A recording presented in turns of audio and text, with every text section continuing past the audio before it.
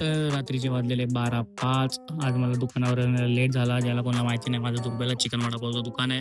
त्याचे पण मी daily vlogs लवकरच चालू करणार आहोत. त्याला पण तुम्ही सपोर्ट करा आणि हा पण माझा पहिला डेली व्लॉग आहे समजा.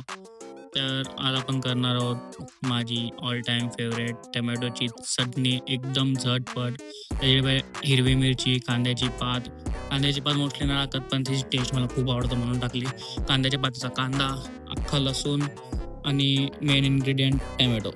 टोमॅटोला मी असं मोठं-मोठं कापून घेतलं आहे. मिरची आणि लसूणसारखा पूर्ण अख्खाच आणि लास्टला घेऊ एक लिंबू, कारण की याची टेस्ट पण खूप भारी लागतं.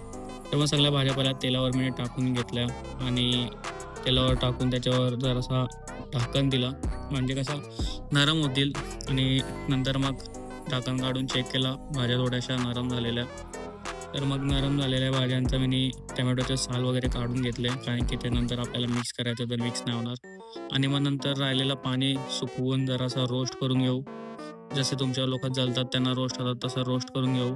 आणि मग एका याच्या बाउलमध्ये काढून मस्तपैकी थोडंसं मीठ टाकू, चवीपुरतं मीठ टाकून पूर्ण मिक्स चेच आणि कांद्याची पात पण टाकू वरतून अजून थोडीशी आणि लिंबू पिळून मिक्स करून रेडी होईल आपली टोमॅटोची चटणी, जी एकदम झटपट होतात. मी असली 10 मिनटं मस्त लागत होती. खूप तिखट होती. मी मिरच्या जरा जास्त टाकल्या, पण ठीक आहे. आणि याच्यात थोडासा लसूण जास्त पाहिजे होता, पण मला टाईम नव्हता. पण ठीक आहे, मला खूप आवडली, मस्त लागत होती.